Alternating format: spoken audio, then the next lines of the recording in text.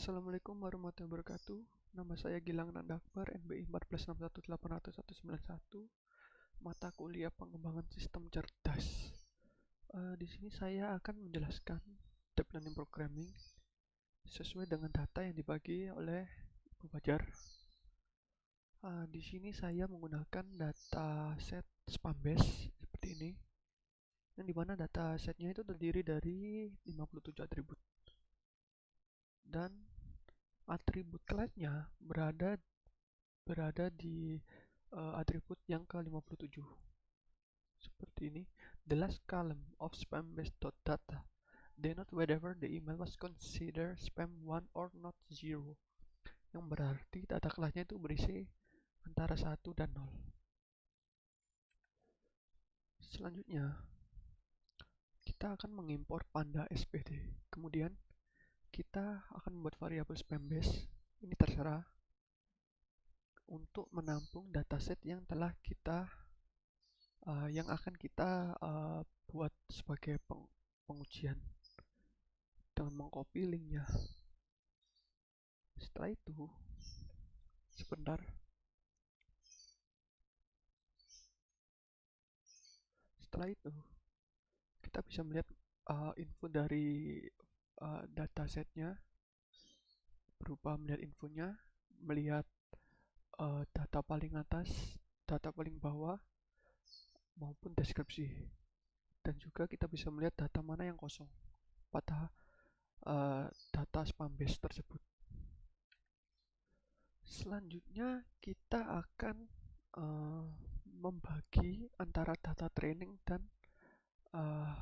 seperti yang kita lihat, data training dan data test ya.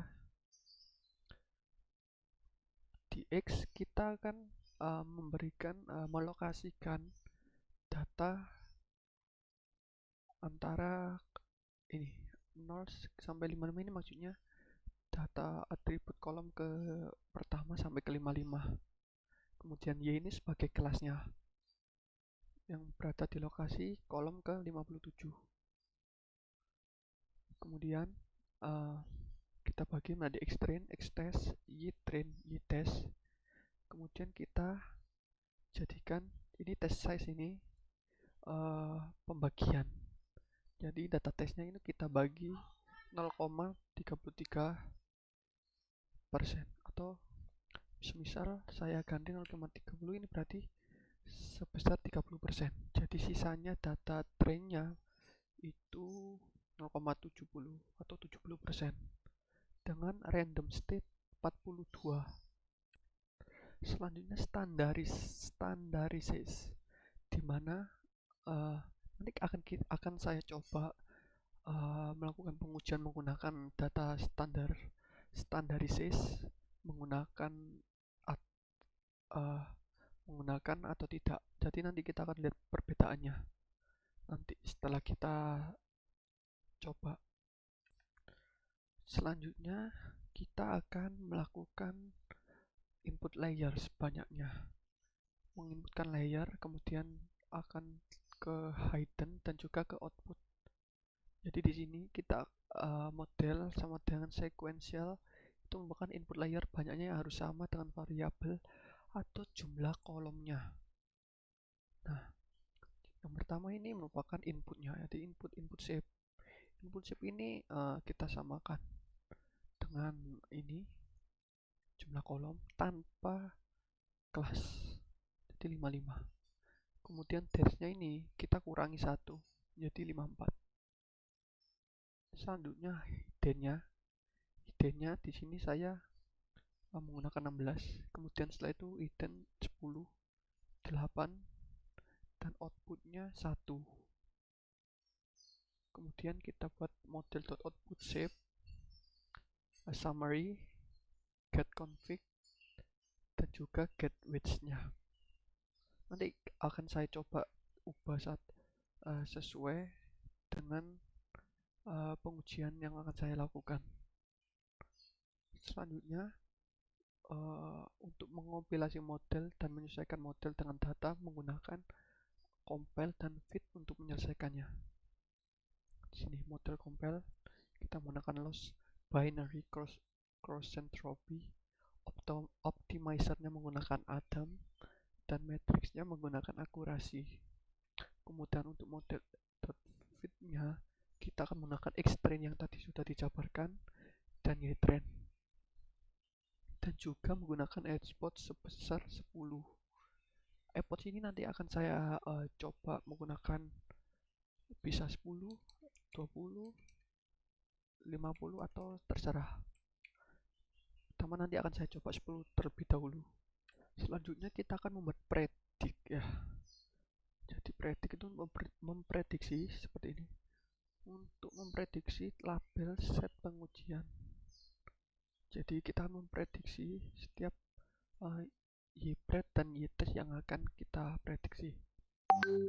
Jadi di sini model prediknya kita menggunakan X-test yang lebih besar dari 0,5 dan menggunakan tipe float. Jadi saya menggunakan tipe float. Di sini saya akan mencetak Y-pred-nya 5 dan juga Y-test-nya juga 5. Selanjutnya kita akan mengevaluasi performa atau untuk menentukan performa sebenarnya dengan model.evaluate berupa X-test, Y-test, dan verbose sama dengan 1. Kemudian kita print variabelnya yaitu score. Selanjutnya kita akan menggunakan beberapa mengidentifikasi ya, beberapa menggunakan precision, recall, event score, dan juga menampilkan confusion matrixnya. Jadi pada precision itu kita menunjukkan berapa banyak item yang kita identifikasi itu relevan. TP dibagi TP plus FP. TP ini true positif dibagi dengan true positif ditambah false positif. Jadi kita menggunakan precision score-nya itu Y-test dan juga Y-pred. Kemudian recall. Recall itu kita mengidentifikasi berupa true positif yang dibagi dengan true positif dan false negatif. Kemudian kita recall score menggunakan Y-test dan juga Y-pred. Selanjutnya menggabungkan presisi dan recall untuk memberikan skor tunggal dan didefinisikan sebagai main harmonis dan dari presisi dan recall, yaitu berupa event score dari Y-test dan juga Y-pred. Dan terakhir kita menggunakan confusion matrix dalam bentuk array menggunakan Y-test dan juga Y-pred. Baiklah, sekarang kita coba, kita jalankan.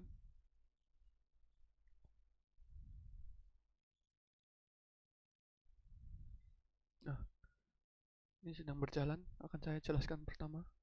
Di sini layar tab ini berupa tadi input dan juga outputnya. Di sini kita bisa lihat kalau params-nya 4171 berupa data yang kita hasilkan menggunakan model sequential. Kemudian ini epochs, menghitung epochs sebanyak 10. Bisa kita lihat di sini akurasinya semakin lama semakin kecil, 0,3 ribu sekian hingga 0,0694. Meskipun di tengah-tengah seperti ini ada yang tidak stabil, 0,0976 dan juga 0,1070. Untuk akurasinya semakin tinggi dari 0,8000 hingga ke 0,9737. Nah, di sini bisa kita lihat dari perhitungan presisi recall, event score, dan confusion matrixnya. Seperti kita bisa lihat di bawah, ini merupakan confusion matrix, ini event score, ini precision, dan ini recall. Yang di atasnya itu mengevaluasi performanya. Lossnya 0,2188 dan akurasinya 0,9370. Ini menggunakan data integer. Oke, akan saya coba dengan tidak menggunakan standardized.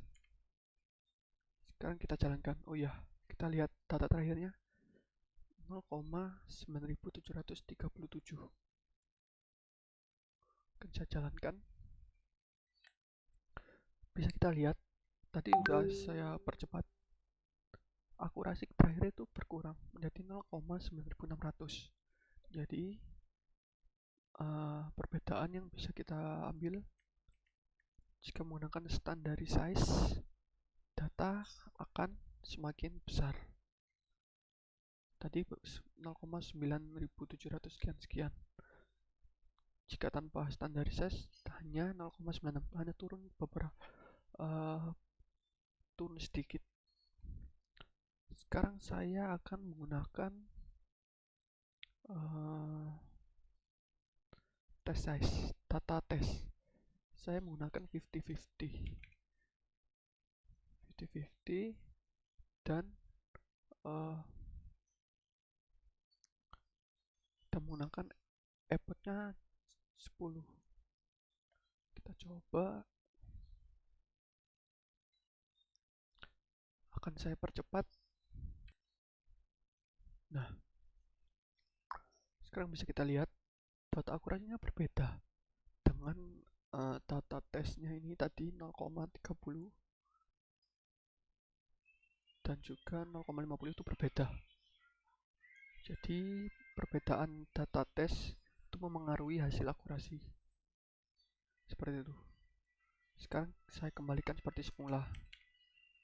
Dan saya akan menggunakan effort sebesar 15 atau 20 saja. Kita jalankan. Saya percepat videonya. Bisa kita lihat di sini.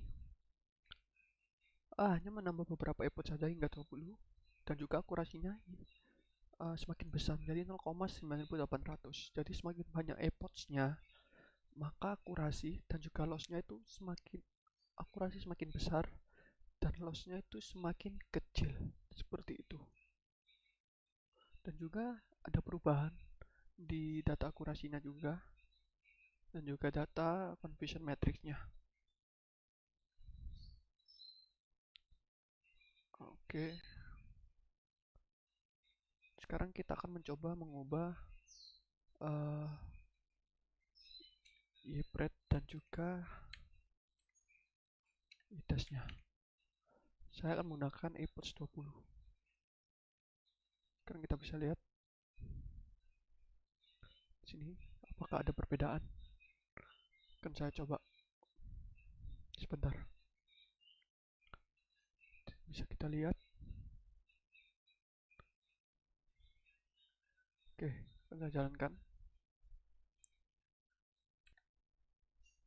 Oke, bisa kita lihat di sini akurasinya berubah menjadi 0,9400. Jadi bisa kita simpulkan,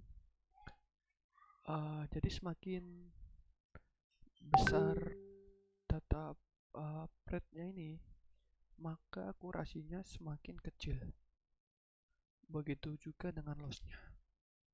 Jadi kesimpulan dari data tes saya ini, dari tiap tes size dapat disimpulkan bahwa berupa tes size ini jika kita ubah epoch dan juga data YPRED dan juga YTES itu memengaruhi hasil dari akurasi, loss dan juga performanya maupun hitungan presisi, recall, event score dan juga conversion matrixnya. Baik, jadi sekian video presentasi dari deep learning programming saya. Jika terdapat salah kata maupun penerapan yang saya lakukan, mohon dimaafkan. Sekian, wassalamualaikum warahmatullahi wabarakatuh.